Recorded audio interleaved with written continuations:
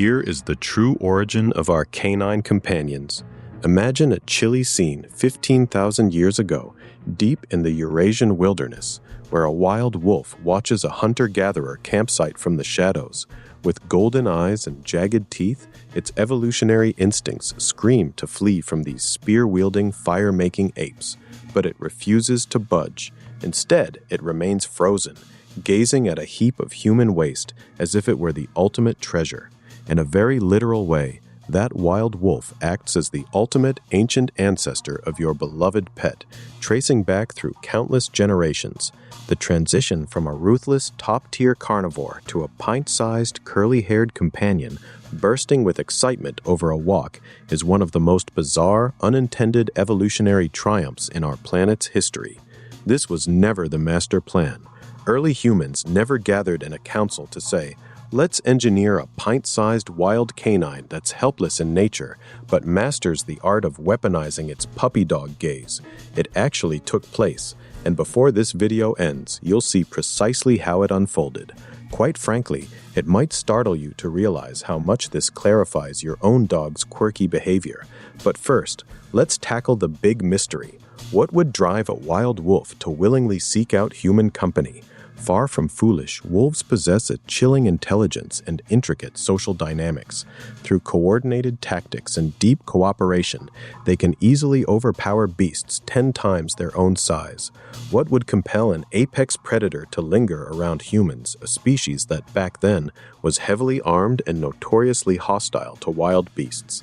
Believe it or not, the attraction was our trash, literal refuse. When our ancestors began establishing more stable communities, a transition dated between 15,000 and 40,000 years ago, depending on the expert, they initiated a shift entirely unprecedented in the natural world, leaving behind mounds of unwanted scraps, bones, and discarded carcasses. To a starving wolf, this represents an effortless banquet, no chasing an elk for miles, and no danger of a broken limb. It is simply free energy waiting to be claimed. However, there was a major obstacle. Creeping close enough to human settlements to feast on leftovers required a trait most wild wolves lacked: the rare ability to tolerate human presence without launching an attack or fleeing in panic. Even modern wolves possess what researchers refer to as a flight distance. Think of it as an unseen boundary of comfort. Once a person breaches it, the animal's immediate reaction is to flee. In the wild, this protective zone is massive. A wolf will spot a human over half a mile off and instantly vanish. Yet, no group is entirely uniform. In any species across the globe, there are always unique individuals who deviate from the norm. Within ancestral wolf packs, some of these outliers possessed a much shorter flight distance, making them unusually bold. Some wolves possessed a natural serenity, showing less agitation or hostility when people drew near. They weren't domesticated or affectionate, merely more composed. This subtle trait granted them a survival edge unlike any ever seen in the history of evolution. These bold canines scavenged food scraps that more fearful wolves wouldn't dare approach. Enter natural selection, unfeeling, objective, and solely focused on rewarding survival and reproduction.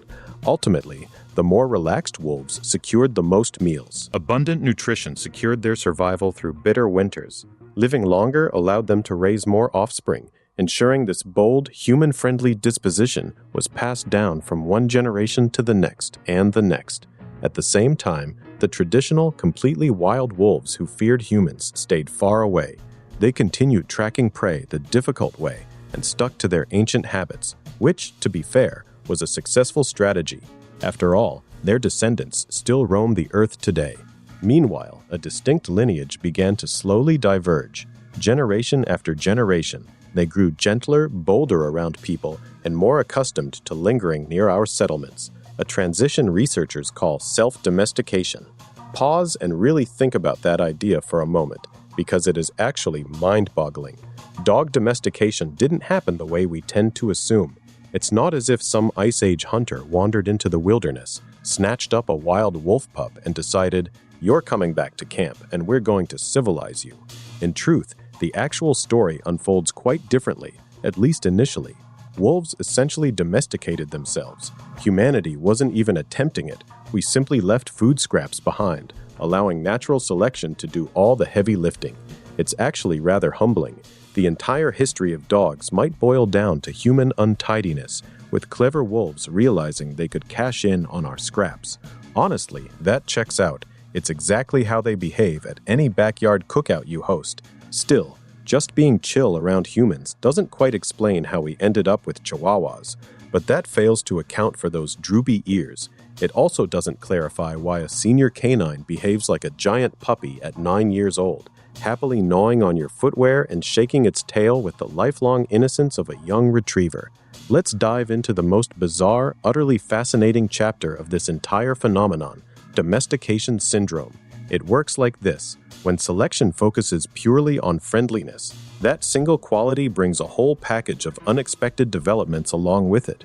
Think of it as a forced bundle. It's like signing up for a mobile contract only to find yourself saddled with a bunch of random subscriptions you never wanted.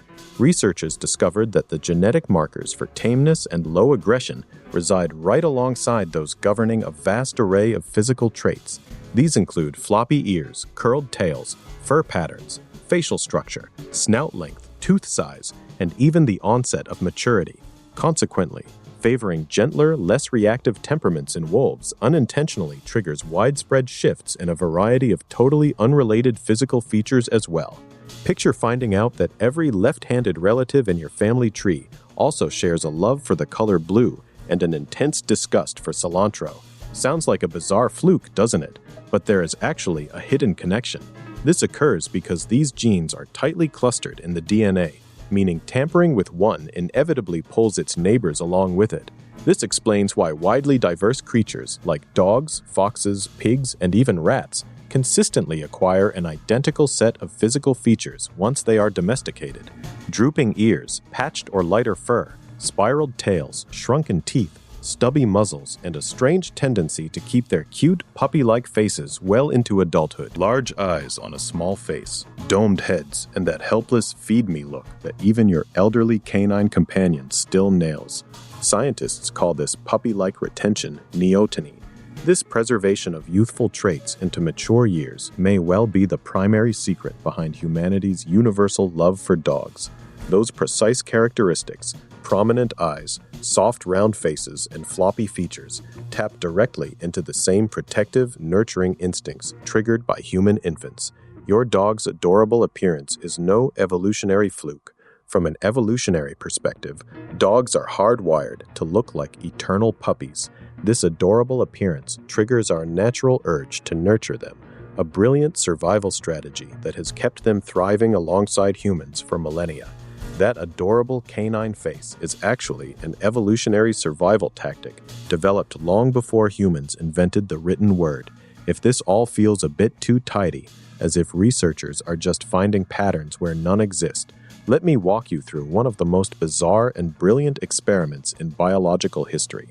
As it turns out, this very concept was put to the test in a real-world study, yielding truly unsettling outcomes. Back in 1959, a Soviet geneticist by the name of Dmitry Belyaev launched a multi-decade project in Siberia. He set out with a remarkably straightforward premise. Imagine breeding wild silver foxes with a single criterion in mind: how gentle and friendly they are around people. Absolutely nothing else mattered. Their appearance, size, or physical health weren't even considered. The sole goal was choosing the calmest animals. With every new generation, Belyaev's researchers tested how the young fox pups reacted to human presence. The most peaceful, sociable, and relaxed kits were selected for breeding, while any that showed aggression or fear were excluded. This rigorous selection process was repeated cycle after cycle. In an incredibly brief span of generations, truly a blink of an eye in evolutionary terms, these foxes began displaying droopy ears, spiraled tails reminiscent of a husky, splotchy black and white coats far removed from their natural silver phase, and database-shortened muzzles. They began to bark, a vocalization wild foxes almost never use to engage with people.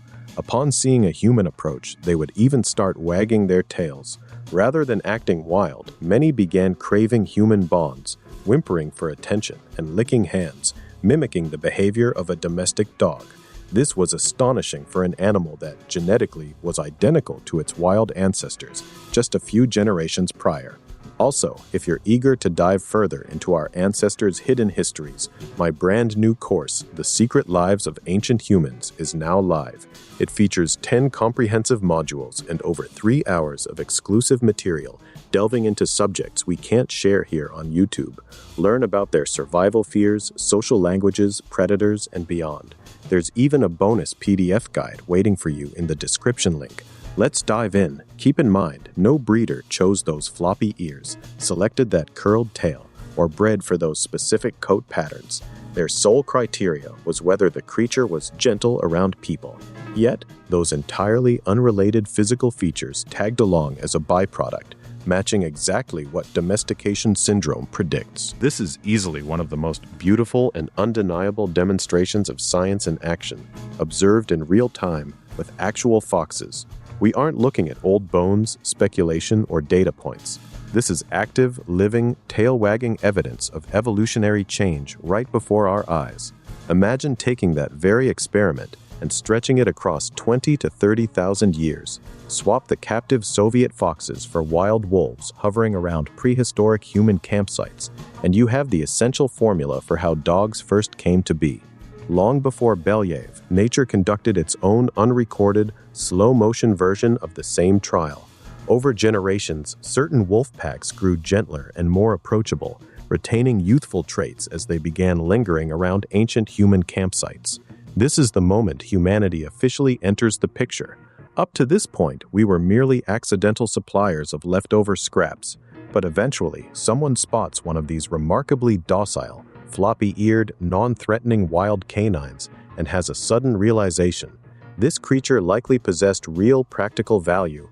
Perhaps it sounded an alarm when outsiders neared the settlement, serving as an instinctive security guard. It might have assisted in trailing injured game during hunts, and quite possibly, perhaps most importantly, it simply excelled at bringing joy to young kids. Our ancestors, like us, absolutely adored canine companionship.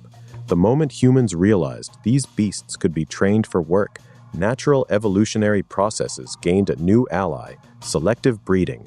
No longer were we just passively tossing scraps to the most docile wolves. People are actively deciding which puppies to raise, which mates to pair, and which characteristics to reinforce. If the goal is a protective watchdog, the largest, most vigilant, and loudest dogs are bred together. If the goal is a herder, those showing deep concentration and control over livestock are chosen. If you ever wished for a tiny canine companion to snuggle on your lap and stave off the chill of a freezing shelter, you just initiated the millennia-long breeding journey that eventually produced the Chihuahua. This section reveals the reason behind the incredibly diverse variety of builds and statures seen in modern canines. Think about a massive Great Dane, easily resting its chin on a kitchen counter on all four paws, contrasted with a pocket-sized pup that could comfortably sleep in a winter boot. Yet, both belong to the exact same species, sharing the same basic genetic ancestry. For thousands of years, humans have guided canine evolution down drastically different paths, based on the chores we needed them to do, or, quite frankly, just what we found adorable. Now, prepare yourself for an absolutely mind-blowing truth. From a pint-sized Chihuahua to a giant Mastiff, all domestic dogs share a tighter genetic bond with each other than they do with any wild wolf. The incredible diversity of canine shapes and sizes we see today emerged with astonishing evolutionary speed, occurring mostly over the last few centuries due to highly focused and purposeful human breeding efforts. It required millennia of natural evolution to yield a basic, docile, droopy-eared ancestral canine. Yet, in just a blink of an eye by comparison, humanity molded that foundation into hundreds of distinct dog breeds, each engineered with unique duties, temperaments, and physical traits. With so much proof on hand, you'd assume researchers had this chronology completely figured out. Precise date, specific spot, mystery solved, history settled, but actually, it's not even close. In evolutionary science today, few subjects spark as much intense debate as this one. That uncertainty is precisely what makes it so thrilling. We aren't just memorizing old, established facts. but instead witnessing a live scientific puzzle get solved in real time. Genetic analyses of ancient canine and wolf remains yield wildly inconsistent timelines depending on the methods used. Some of this research points to a domestication timeline of roughly 20,000 years ago. Alternative models push the date back to 40,000 years ago, effectively doubling the timeline. For researchers, this isn't some minor discrepancy. It represents a monumental divide. Certain experts propose that canine domestication was a unique event in one specific place, with all modern dogs tracing their roots back to this sole ancestral group. Alternatively, some scientists suggest it occurred concurrently in multiple distinct regions, perhaps separately in Europe and Asia. These groups then integrated as human migration and trade routes expanded. Consequently, pinpointing the exact home remains highly controversial.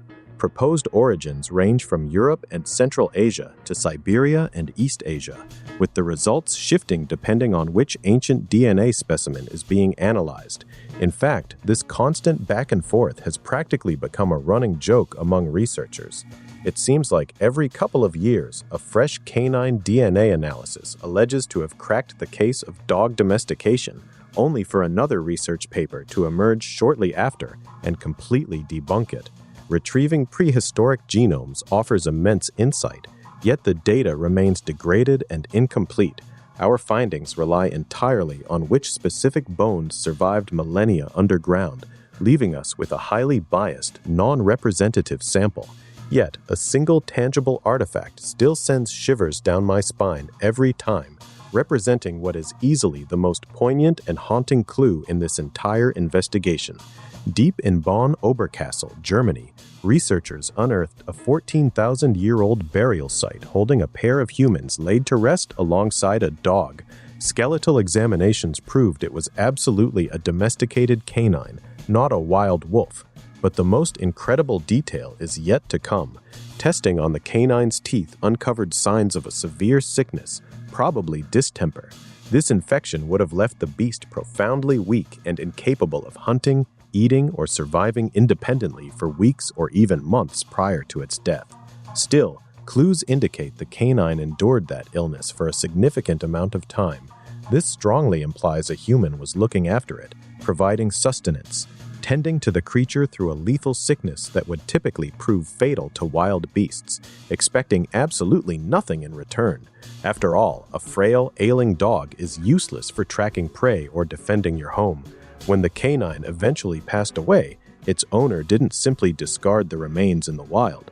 Instead, they laid the animal to rest with genuine care, placing it alongside deceased human relatives in a ceremonial plot dedicated to honoring their memory. 14,000 years in the past? Well before the dawn of written language, farming, or any modern conveniences we rely on daily, a prehistoric person cared enough for an ailing dog to nurse it through a deadly sickness, eventually laying it to rest with the dignity of a family member.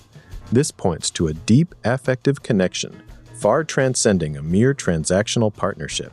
It is not about viewing the creature as a tool, but rather experiencing a love akin to what modern pet owners feel. This profound connection is ultimately the heart of our entire narrative.